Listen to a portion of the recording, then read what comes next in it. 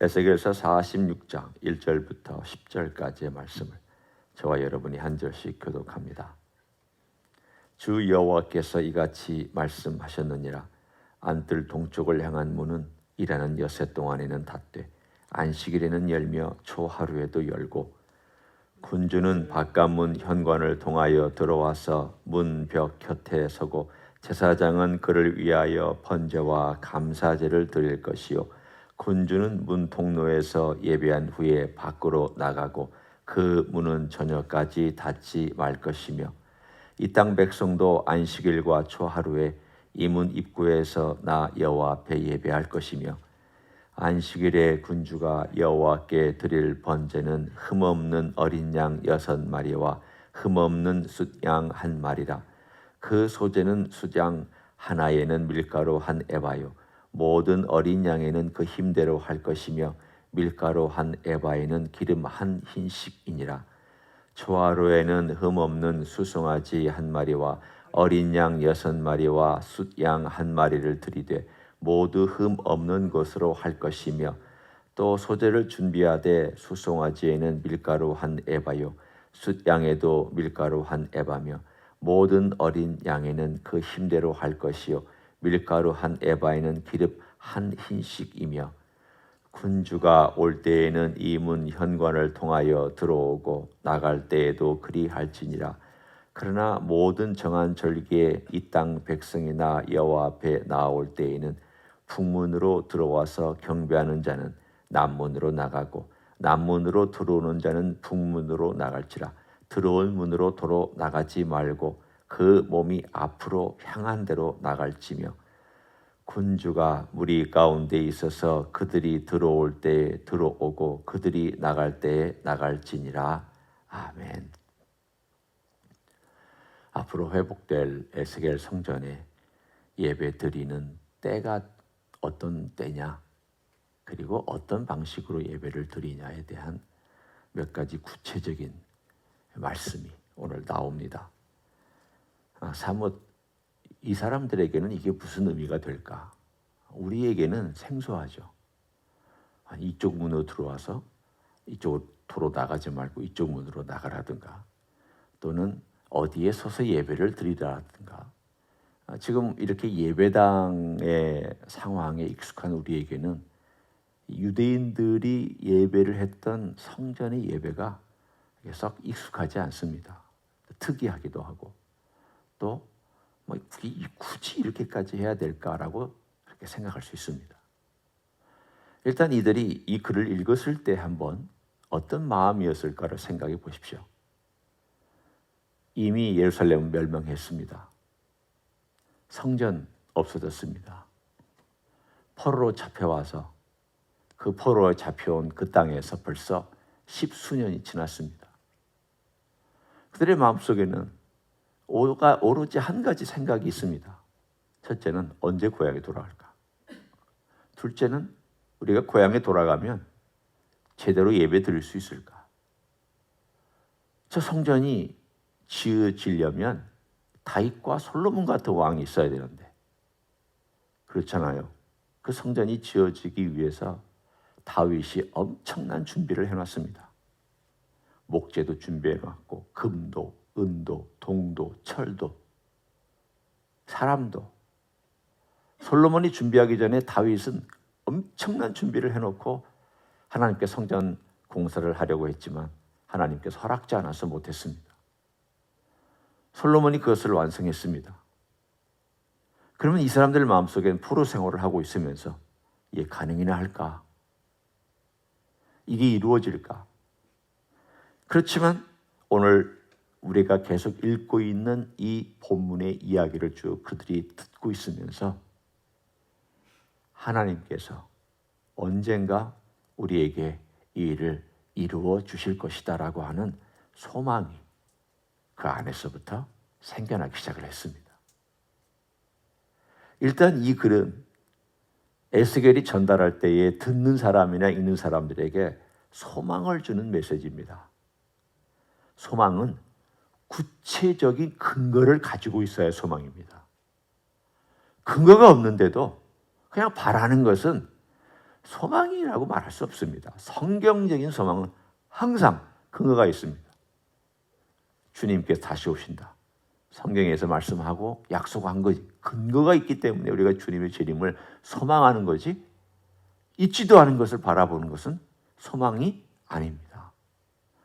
이들도 절망 가운데 있는 이들에게, 그리고 좌절하고 있는 이들에게 하나님께서 말씀을 통해서 환상을 보여주시고, 이 환상은 에스겔 한 사람에게 보여준 거지만, 환상 봐라. 내가 앞으로 이룰 성전이 이런 거다. 네가 정확하게 눈으로 보고, 네가 제사장 아니냐? 네가 선지자지만 제사장이니까 성전 안을 빠삭하게 할 거 아니냐?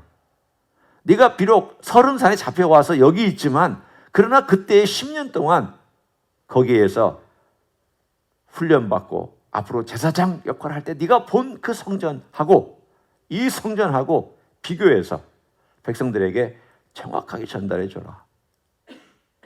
이 성전의 길이, 방, 지성소, 성소, 모든 것들의 기구들이 다 갖춰져 있는 것, 높이, 이런 모든 것들을 다 보고 이것을 정확하게 전달해 줬을 때 백성들이, 아, 하나님께서 그래도 언젠가 우리에게 이런 성전을 주실 것이다.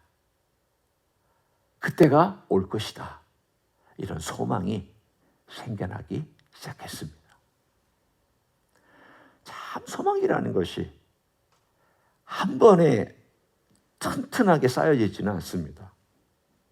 여러분, 소망은 계속 주님의 말씀을 듣고 또 듣고 또 듣고 자꾸 듣고 들으면서 내 안에 소망이 든든한 반석처럼 생겨나기 시작합니다. 한번 생각해 보십시오.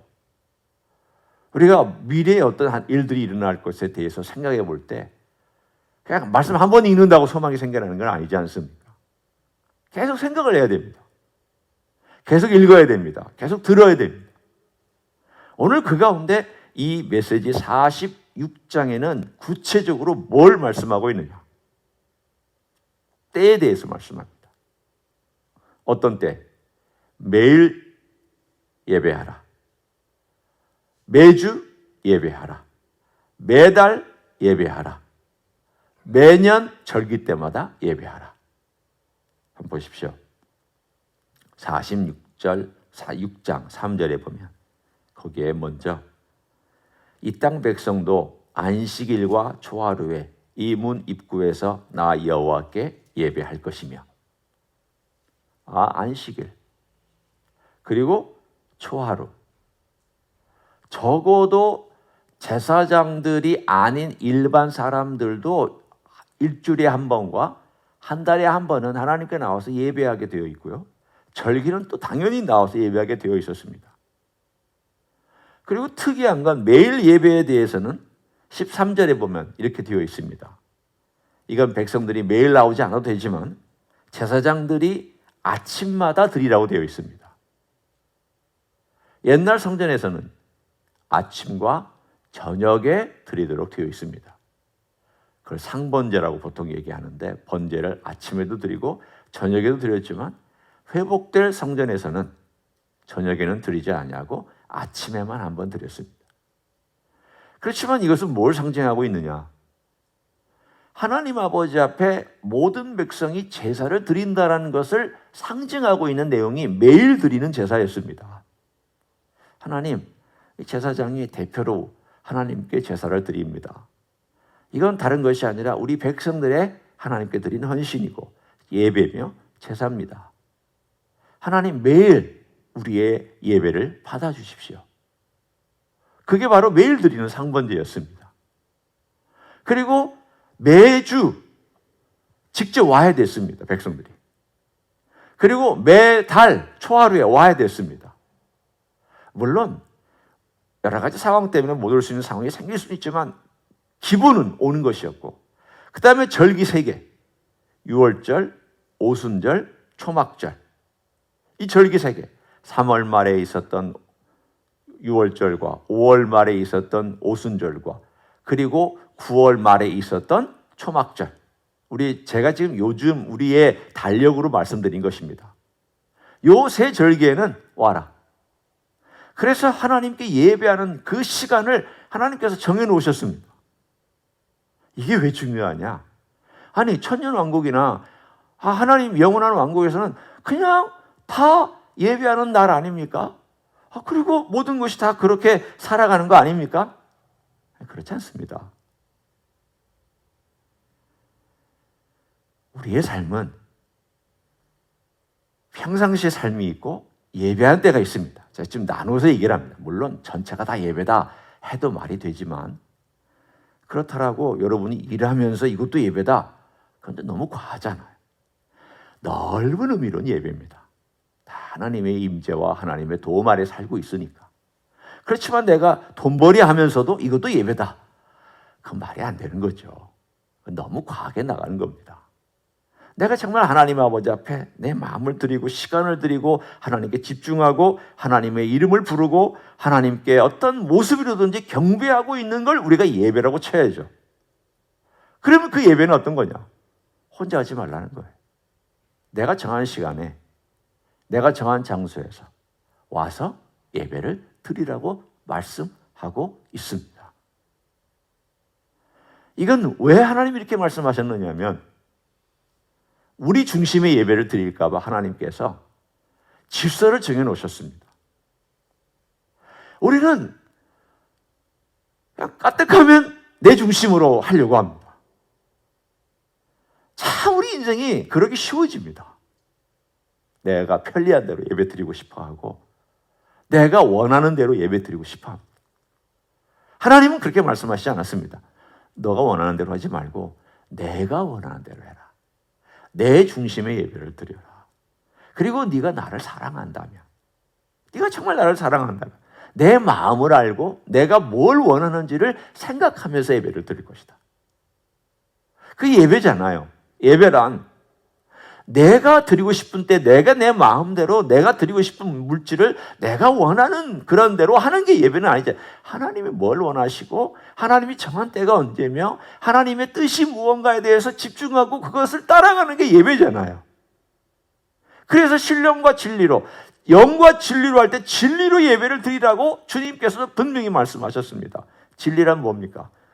질서를 또 얘기하는 거죠. 하나님께서 말씀하신 대로 내가 원하는 대로 내가 너희들에게 말하지 않았느냐. 내가 너희들이 원하는 대로 내가 하지 말고 내가 원하는 대로 예배드리라고 그렇게 말하지 않았느냐. 에스겔 백성과 에스겔이 말씀을 전해준 그 백성들이 놓쳤던 것이 무엇입니까? 바로 그것이었습니다. 절기를 지키는 것 같았지만 자기 마음대로 했고요.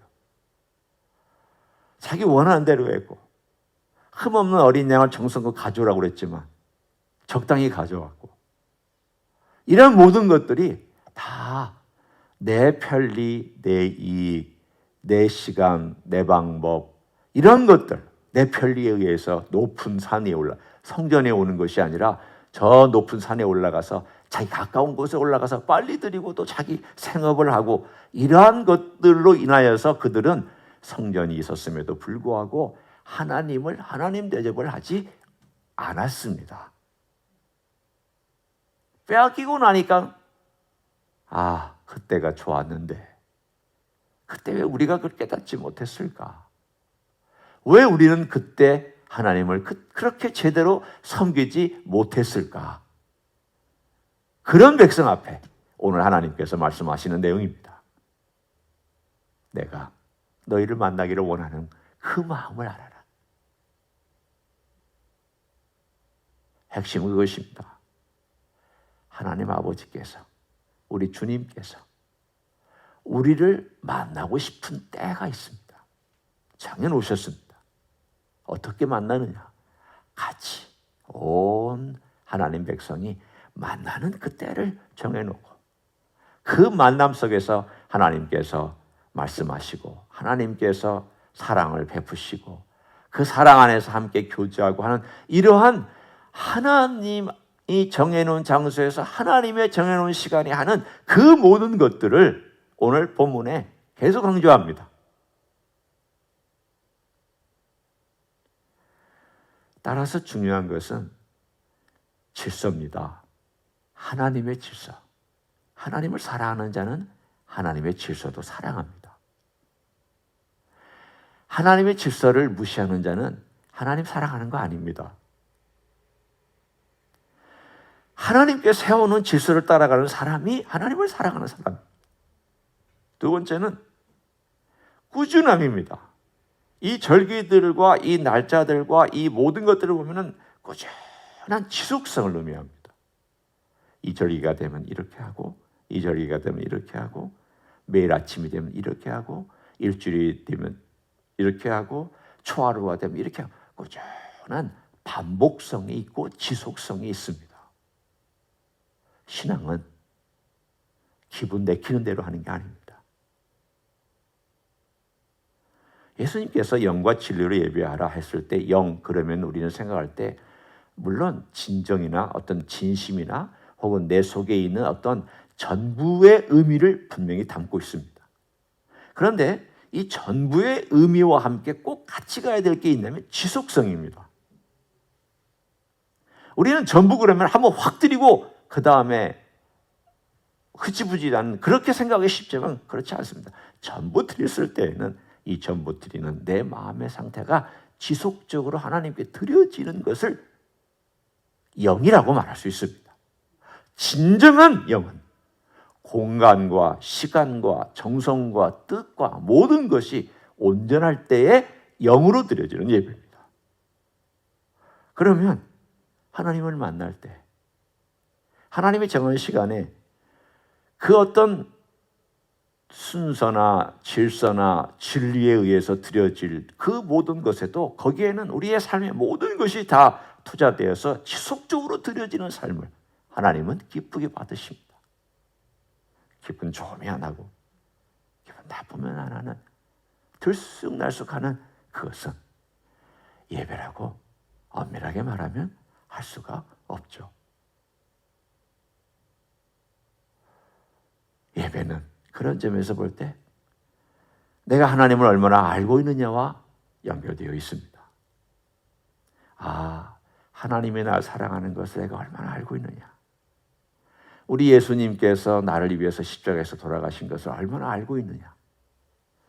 예수님께서 나를 사랑하시고 부르시고 나를 위해서 지금도 역사하고 있는 것을 얼마나 알고 있느냐의 만큼이 예배의 만큼입니다. 이거 모르면 예배 제대로 안 드립니다. 몸은 와 있을지라도 몸과 마음, 생각 딴 데가 있을 수 있습니다. 오늘 우리가 46장, 에스겔 46장을 보면서 다시 한번 우리 스스로에게 도전해 보기를 원합니다.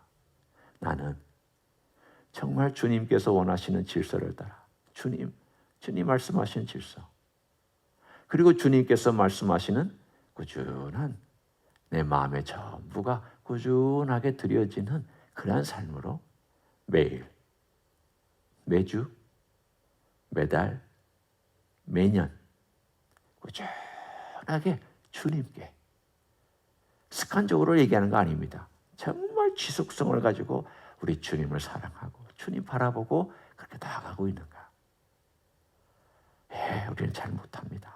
그러나 그렇게 주님이 원하시기 때문에 우리는 그 원하시는 거기까지 도달하려고 우리 주님의 은혜를 구하고 그렇게 살아가는 우리가 되기를 소원합니다. 그렇게 살아가시기를 예수님의 이름으로 간절히 축원합니다. 기도하겠습니다. 하나님 고맙습니다. 장차 우리 주님께서 다시 오실 때 나타날 성전에서 드려질 예배를 생각해 보았습니다. 그 예배에도 정한 절기가 있고 정한 시간이 있고 정한 때가 있고 정한 장소가 있음을 오늘 말씀해 주셨습니다. 아무 데서나 내 마음대로 예배드리는 것도 아니요, 내가 정한 시간에 내가 그냥 예배드리는 것이 아니라 하나님께서 정한 시간에 하나님의 질서와 진리를 따라 우리의 전심을 들여 꾸준하게 예배드리는 그런 삶을 말씀해 주시니 감사합니다. 우리도 그렇게 살아갈 수 있기를 원합니다. 들쑥날쑥하지 않게 도와주시고 내 기분에 따라 내 마음대로 내 중심으로 예배를 드리는 그런 자가 아니라 예수 그리스도를 중심으로, 예수 그리스도의 복음을 중심으로 우리 주 예수 그리스도의 능력과 은혜와 사랑과 진리를 가슴에 담고 예배를 드리는 우리 모두가 되게 축복하여 주시옵소서.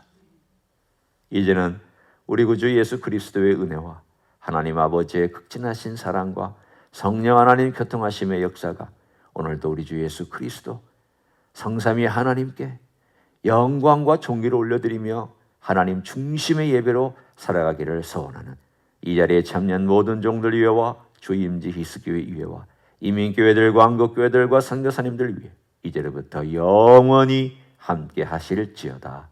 아멘.